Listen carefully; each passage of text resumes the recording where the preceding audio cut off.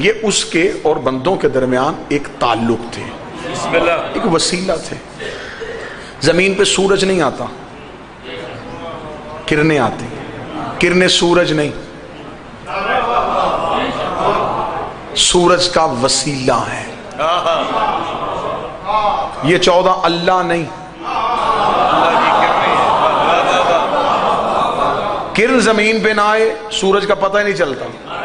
سبحان اللہ، وہ آ ہی نہیں سکتا، وہ یہاں آ ہی نہیں سکتا۔ کرن آ کے بتاتی ہے کہ وہ آ گیا ہے، کرن جا کے بتاتی ہے کہ وہ چلا گیا ہے۔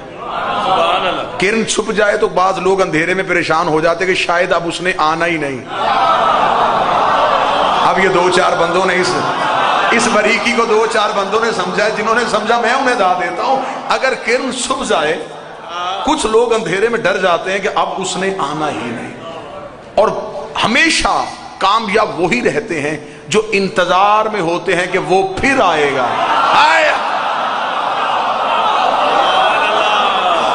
ہم لوگ قیامت کے ڈر سے بیٹھے ہیں کہ پتہ نہیں کیا ہوگا، تانبے کی طرح پگھل جائے گی، وہ سوا نیزے پہ آ جائے گا۔ لوگ پریشان ہیں کہ سورج سوا نیزے پہ آئے گا، اور مجھے آج تک مولویوں کی یہ ڈیفینیشن بھی سمجھ میں نہیں آئی کہ جی سورج سوا نیزے پہ آئے گا اور جسموں کو پسینہ آ رہا ہوگا۔ جب قیامت کا منظر پڑھتے ہیں نا، تصور قیامت دیتے ہیں، کہتے ہیں سورج سوا نیزے پہ ہوگا اور جسم پسینے میں ڈوبے ہوں گے۔ میری زندگی میں سمجھ یہ منطق آئی ہی نہیں کہ لاکھوں میل کی مسافت پہ کھڑا ہے اور تب جسموں کو پسینہ آتا ہے، اور جب آ ہی سوا نیزے پہ جائے۔ آپ مجھے بتائیں کہ بدن بچیں گے؟ آج میرے خیال 45 ڈگری تھا، 45 تھا تو جسموں کا یہ حال ہے، تو جب یہ آ کے کھڑا ہو جائے تو جسم میں بچیں گے نہیں۔ یہی سوال معصوم سے ہوا تھا، مولا سے پوچھا مولا یہ سورج اتنا قریب آ جائے گا، فرمائے گا تو مولا انسانی جسم تو جل کے راکھ نہیں ہو جائیں گے؟ مولا فرماتے تجھے اور حیران کروں، سورج سوا نیزے پہ آئے گا اور کچھ ٹھنڈک محسوس کریں گے۔ اب حق بنتا ہے جو خریدار بیٹھا اپنی جھولی پہلانا۔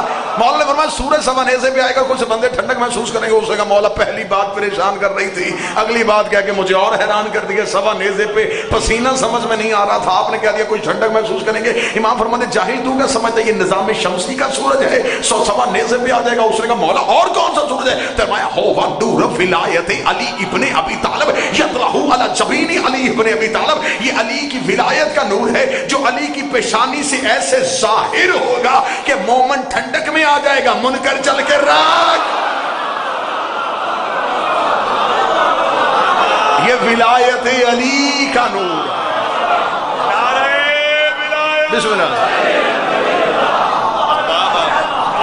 سوا نیزے کی میئرمنٹ کرنا اور پھر تاریخ سے علی کا ظاہری قد پوچھنا کہ یہ سوا نیزہ، کیونکہ اس دور میں میٹر نہیں ہوتے تھے، اور اگر حقیقی قد علی کا دیکھنا ہو تو پھر میں وہ جھلک بھی دکھا دیتا ہوں۔ فتح مکہ، نبی کے شانے، علی سوار۔ یہاں پہ ایک سطر پڑھی جاتی ہے وہ بالکل غلط ہے، جملہ حذف کیا جاتا ہے کہ رسول نے پوچھا علی کہاں تک پہنچا؟ فرمایا پاؤں مہر نبوت میں ہیں، ہاتھ عرش توحید پہ ہے۔ نبی تو خود عرش پہ کھڑا تھا، وہ کون سا عرش ہے جس کو علی پہنچا؟ فرمایا پاؤں مہر نبوت میں ہیں، ہاتھ توحید پہ ہے۔ اوپر تھا لا الہ الا اللہ، نیچے تھا محمد رسول اللہ، درمیان میں تھا علی ولی اللہ۔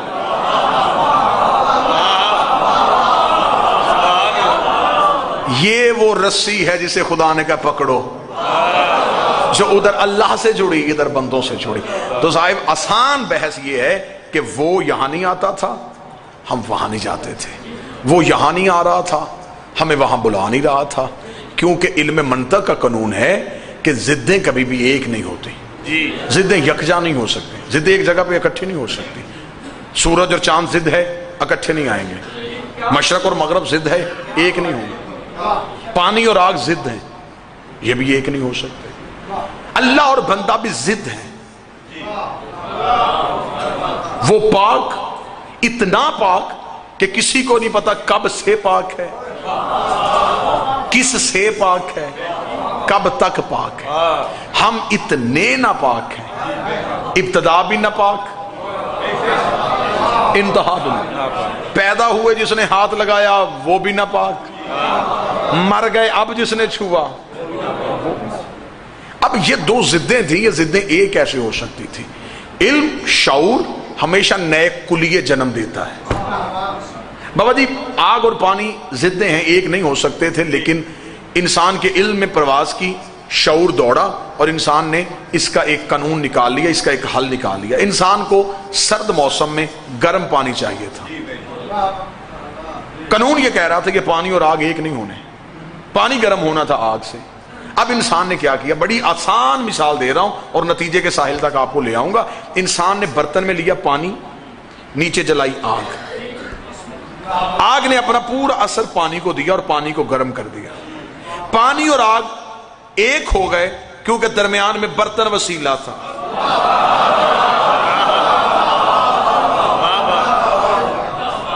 اس کا مطلب ہے کہ انسان کے علم نے اس بات کی کھوج لگا لی کہ ضدیں ایک ہو سکتی ہیں اگر درمیان میں وسیلہ ہو. ضدیں ایک ہو سکتی ہیں لیکن اگر درمیان میں وسیلہ ہو. اب وہ وسیلہ اتنا امین تھا کہ برتن نے آگ کا کوئی بھی اثر اپنے پاس نہیں رکھا, جتنا تھا اس نے پانی کو دے دیا. اب میری مجلس تمام ہو جائے, کل والی میں مجلس پہ آؤں, مجھے اس گیٹ پہ چند بندے روک لیں, وہ کہیں جی آپ نے کل مجلس میں کہا تھا کہ پانی اور آگ ایک ہو سکتے ہیں, درمیان میں برتن وسیلہ ہو. ہم نے کہا سمجھدار خطیب ہے, بات ٹھیک کر رہا ہوگا. ہم نے آپ کی بات مان لی, ہم نے آپ کی بات مانی اور ہم نے مجلس ختم ہونے کے بعد ہم شہر میں گئے, بازار میں گئے, وہاں سے ہم لے کے ایک پلاسٹک کا ٹب, پلاسٹک کے برتن میں نیچے جلائی آگ. نہ بابا جی آگ بچی, نہ برتن بچا, نہ پانی بچا, تینوں ضائع ہو گئے. آپ نے کہا تھا کہ آگ اور پانی ایک ہو سکتے ہیں, درمیان میں برتن وسیلہ ہو, تو میں یوں ہاتھ باندھ کے گزارش کروں گا سرکار, میں نے اگلی بات یہ بھی کہی تھی کہ وسیلہ جب بھی بنانا اچھی جنس کا بنانا,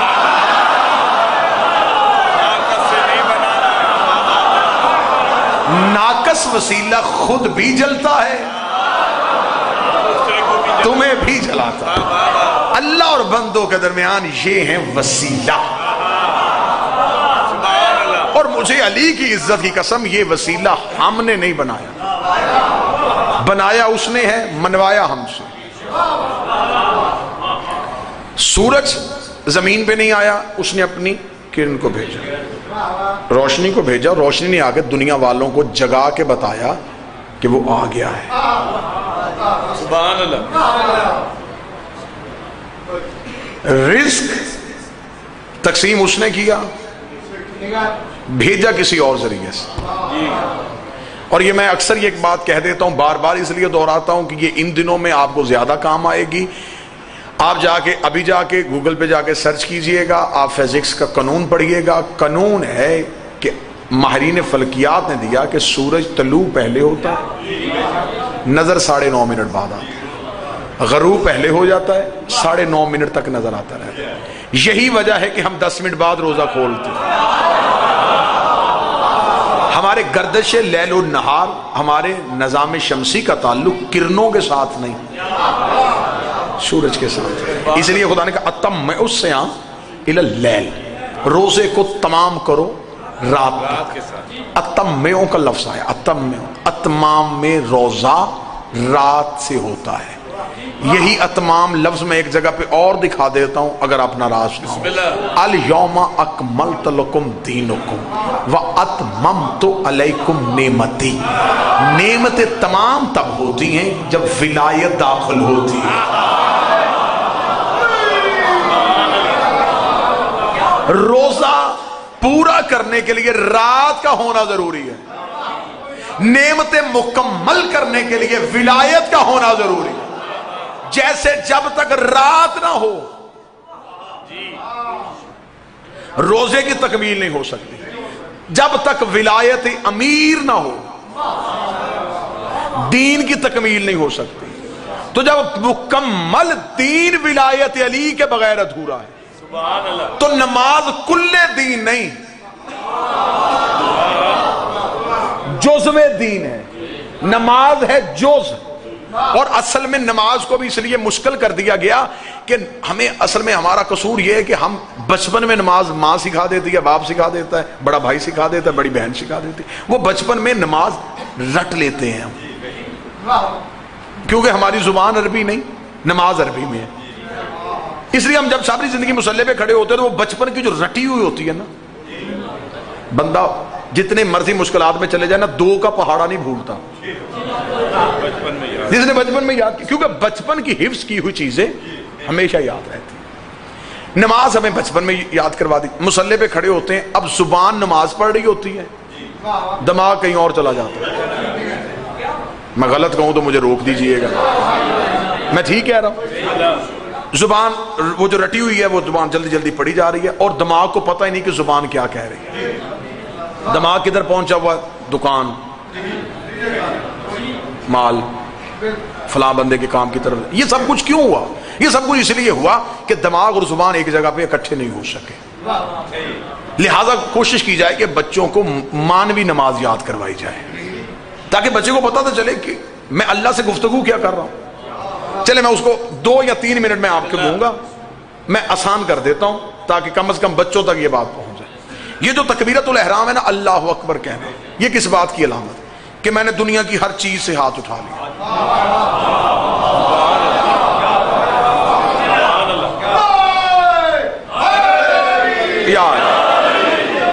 دنیا کی ہر چیز سے ہاتھ اٹھا لیا، ہینڈز اپ، گرفتاری دے دی۔ مجرم آج بھی گرفتاری دے تو ایسا ہی دیتا ہے، میرے اللہ میں تیرا مجرم ہوں، تو نے مجھے بڑا ڈھونڈا، میں نے ملا، تو نے میرے مسجدوں میں اعلان کروائے کہ اپنے گھر واپس آ جا، میں نہیں آیا، آج میں گھر واپس آ گیا ہوں، یہ میں نے ہاتھ اٹھا لیا۔ اب اللہ اور بندے کی گفتگو شروع ہو گئی۔ خدا نے کہا تو جس کے پاس آیا اسے جانتا ہے کہ کون ہوں میں؟ بندے کہا الحمدللہ، رب العالمین، تو عالمین کا رب ہے، تجھے میری طاقت کا اندازہ ہے؟ مالک یوم الدین،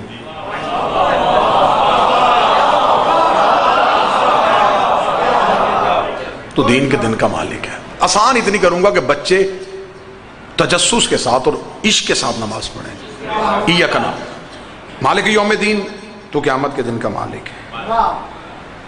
اچھا چلا آ گیا میرے گھر، کھڑا بھی ہو گیا میری بارگاہ میں، بات بھی شروع ہو ہی گئی ہے، چاہتا کیا ہے؟ ایاک نعبد،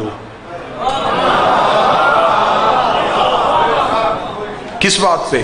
ایاک نستعین، کیوں؟ اہدنا الصراط المستقیم، میں تیری عبادت کرنا چاہتا ہوں، تو میری مدد کر۔ کس بات پہ؟ اہدنا الصراط المستقیم، تجھے پتا ہے وہ رستہ کن کا ہے؟ صراط الذین انعمت علیہم۔ اگر میں تجھے ان کے رستے پہ لے جاؤں تو ادھر تو نہیں جائے گا غیر المغضوب پہ، تجھے پتا ہے وہ کون ہے؟ علیہم ولا الضالین۔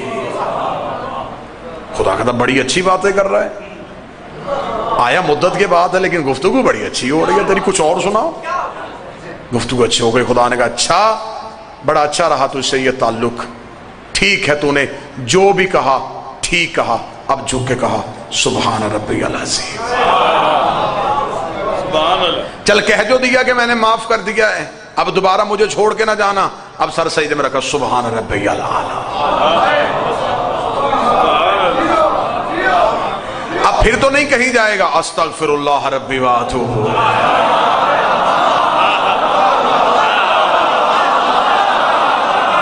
دوبارہ اٹھ کے کھڑا مجھ سے گفتگو کر، پھر یہی دہرانا، ذرا کیا کہا تو نے مجھ سے، پھر دوبارہ وہی باتیں شروع ہو گئی۔ خدا نے کہا اب تھک گیا ہے بیٹھ جا، الحمدللہ۔ اب مجھے بتا عقیدہ تیرا کیا ہے؟ مجھے چھوڑے گا دنیا، مجھے نہیں پتا میں تنہا رہ جاؤں گا یا کوئی میرے ساتھ چلے گا، وہ خدا نے کہا بتا تو صحیح عقیدہ کیا ہے؟ اشہد ان لا الہ الا اللہ، میرا عقیدہ یہ ہے تو ہے، تو مجھے آج تک ملا ہی نہیں، تجھے کیسے پتا کہ میں اللہ ہوں؟ اشہد ان محمد رسول اللہ، مجھے اس نے بتایا ہے کہ تو ہے، تجھے کس نے بتایا کہ وہ ہے؟ علی ولی اللہ۔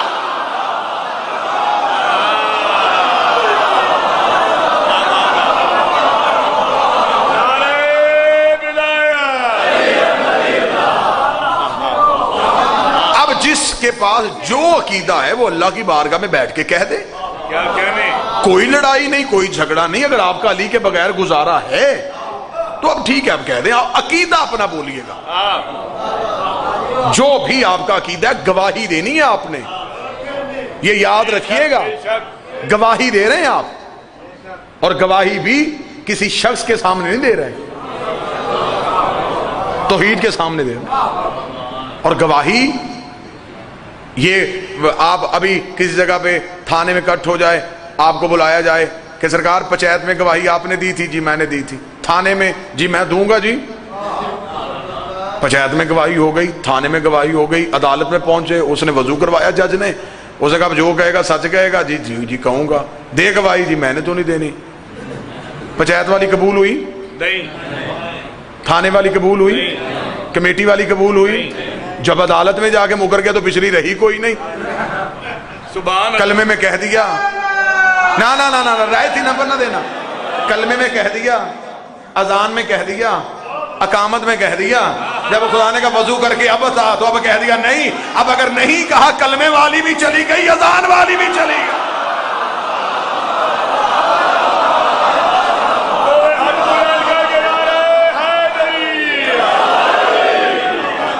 لہٰذا آپ اگر نہیں دینا چاہتے تو آپ مہربانی فرمائیں، کرم فرمائیں، رحم فرمائیں۔ اگر علی معاذ اللہ ثم معاذ اللہ گزارا ہے تو پھر کسی بھی جگہ پہ علی کو شامل نہ کریں،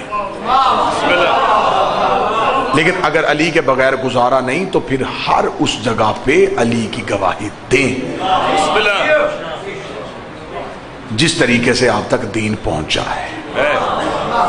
ولایت جھگڑنے کا نام نہیں، گالی دینے کا نام نہیں، لڑنے کا نام نہیں، علم کے گھوڑے دوڑاؤ، معرفت کی بھیک مانگو، وہ وسعت قلب عطا کریں تو وہ سب کچھ عطا کر دیتے ہیں۔ انشاءاللہ آنے والی مجلسوں میں آپ جو بھی موضوع سے ریلیٹڈ اگر کوئی بھی آپ کے سوال میں ذہن میں سوال ہو تو مہربانی